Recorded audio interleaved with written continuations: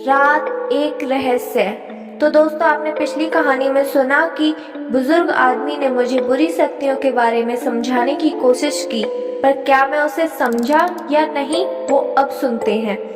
उसकी बात सुनकर मैंने थोड़े मुस्कुराते हुए उसकी तरफ देखा, पर कुछ नहीं कहा। वो समझ चुका था कि मैं उसका मजाक उड़ा रहा हूँ, पर वो बिना कुछ बोले मुस्कुराकर चला गया। और शायद उसे भी आदत हो गई थी मेरे जैसे लोगों की।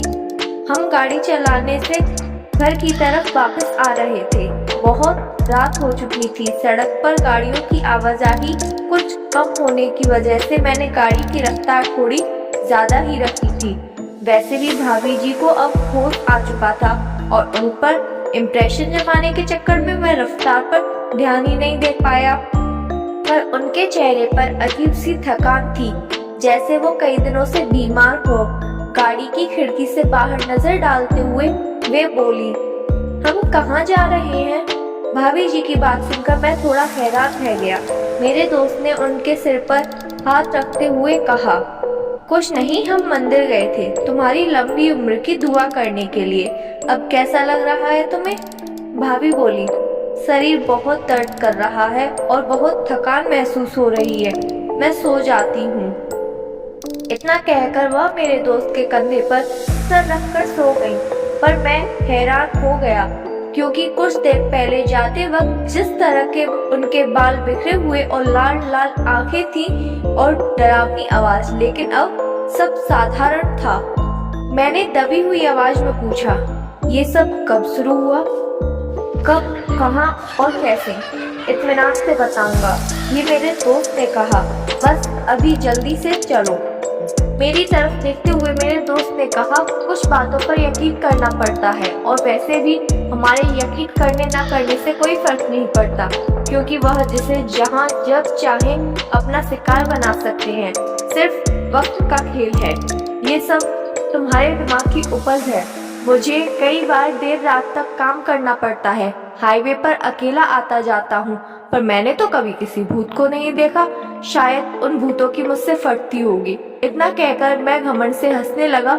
मेरी तरफ देखते हुए मेरे दोस्त शांति से बोला, किस्मत वाले हो तुम जो इन सब चीजों से तुम्हारा पाला नहीं पड़ा, क्योंकि जिसके नसीब में उन चीजों का सामना लिखा होता है, उसके जैसा बदनसीब इस दुनिया में नहीं होगा।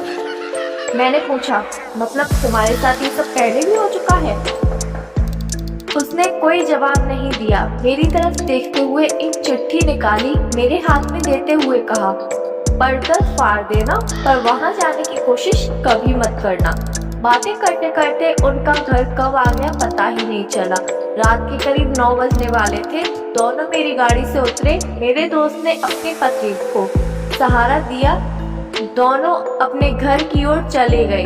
भाभी जी की तबीयत अब काफी बेहतर लग रही थी। रात काफी होने की वजह से मैं भी वहां से निकल गया। गाड़ी चलाते वक्त दोस्त की दी हुई चिट्ठी मेरे हाथ में थी और मैं उसे देखने लगा।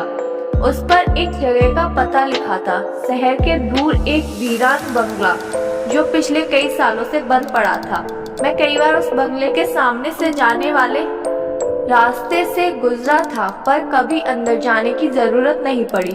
कुछ ही देर में मैं अपने घर पहुंचा। खाना खाकर बिस्तर पर लेटा ही था कि मेरे दोस्त का फोन आया। मैंने जो चिट्ठी दी थी वो पढ़ ली?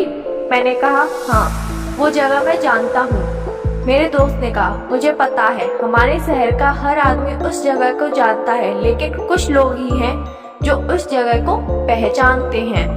जानते हैं, पहचानते हैं, ये क्या बोल रहे हो तुम? मैंने उससे पूछा। उसने कहा, तुम उस जगह से गुजरने वाली सड़क से आते हो, इसलिए उस जगह को जानते हो, पर उस जगह के बारे में कुछ भी नहीं जानते, न उसे पहचानते। तुमने काफी जानकारी जुटा ली है लगता है। मुझे इंसानों से ज्यादा भूतों पर लगाव है क्या तुम्हें? इतना कहकर मैं मुस्कुराने लगा। अभी का समय बंगले में। लगता है दरवाजे की दूसरी तरफ से कुछ आवाज आ रही है। आवाज सचमुच आ रही है या ये सिर्फ मेरा वहम है? क्योंकि मैं पिछले 1 घंटे से लगातार उसी के बारे में सोच रहा हूँ। रह रहकर सब कुछ याद आ रहा है। वैसे इस खौफनाक परिस्थिति में भी एक बात जरूर मेरे दिमाग को सुकून दे रही है। विनीत की पत्नी बड़ी खूबसूरत है। मैं तो एक बार देखते ही दीवाना सा हो गया था। मेरी खौफ भरी निगाहें अभी भी उस दरवाजे पर टिकी हुई हैं। पता नहीं वह डरावनी आहट कब सुनाई दे। मुझे तब तक यहाँ इसी तरह बेजान लाश की तरह पड़े रहना होगा जब तक सूरज नहीं निकलता, और उसके बाद मैं इस जगह से इतनी दूर चला जाऊंगा कि दोबारा मुड़कर भी इस जगह को नहीं देखूंगा। पूरा बदन पसीना पसीना हो चुका है, गला भी पूरी तरह से सूख गया है।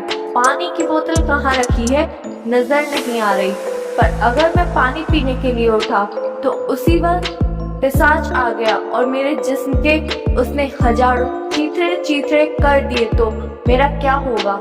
ये जानने के लिए आप आगे के पार्ट देखते रहिए और बने रहिए हमारे चैनल के साथ। Thank you.